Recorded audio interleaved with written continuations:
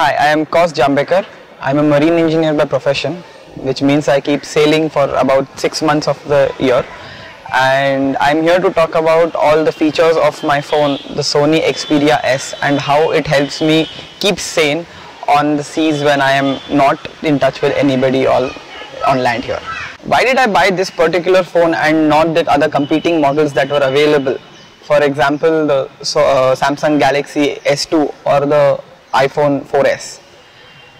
The main reason for rejecting the iPhone 4S were the specifications. This phone was just launched in April when I bought it. The iPhone 4S was in the market for more than 6 months.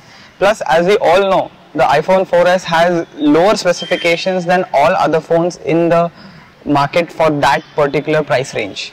As compared to the Samsung Galaxy S2, that had been in the market for an even longer time. So the novelty function, the novelty value of the phone had gone down. This being launched just then when I was in the market, it made good sense to buy it.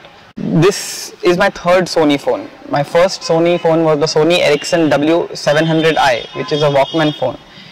Excellent Walkman phone, beautiful sound quality. The second phone, which was the K810i series, the camera series, that had an excellent camera with an actual xenon flash. The photographs were brilliant in that phone, and both these phones gave me a very good user experience, 2 years each, and they're still going strong. And when I bought this phone, it was the best available in the market, be it the processor speed, which is 1.5 GHz dual core processor, or the RAM, which is 1 GB of RAM. It has an internal memory of 32 GB, which even right now is something very few phones offer. Now this is an Android based phone, and the popular perception in the market right now is the Android phones do not have a very smooth interface. This phone is so different. It actually has an interface which can compete and sometimes even better the iPhone experience. It is fluid and it is jitter free. The Samsung Galaxy S2 on the other hand is quite jittery as compared to this phone. The second most important reason that this phone is better than the iPhone is that it has a higher pixel density. The number of pixels that have been stuffed into each inch of the screen. As a result, the picture comes out crisper and the depth of field comes out much better as compared to the iPhone 4S or even the Samsung Galaxy S2. In addition to that, what makes this phone different from any other even Android device is that it is a Sony device which has a Sony Bravia engine, which actually makes a difference in the quality of video as compared to any other Android device.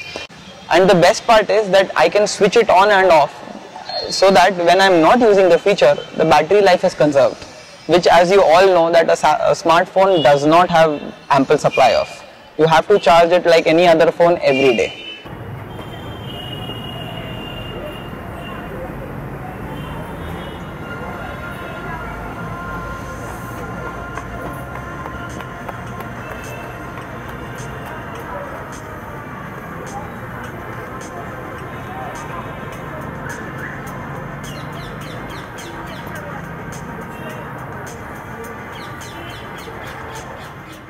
One of the most important reasons why I went away from the iPhone 4S was the restrictive usage of software in the iOS series.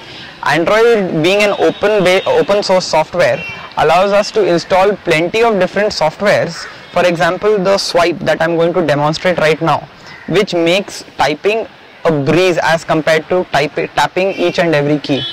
For example, we have a screen. Since this is a real review, I'll just type real review real fast.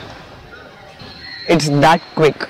As compared to typing each and every letter, I just use the swipe feature and it makes typing a breeze. I basically use this phone for gaming, reading, music and photography.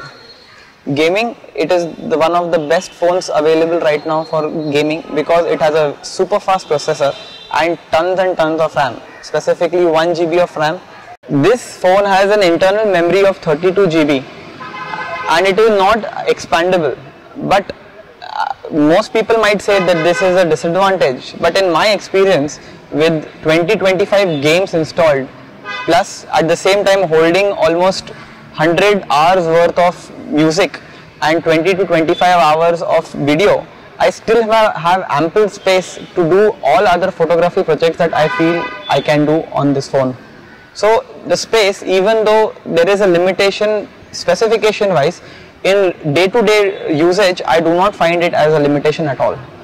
The only real downside that I have found in this phone is that the battery is not removable, and as we all know that smartphones do not have a good battery life. As a result, if I want to change the battery, it is not possible.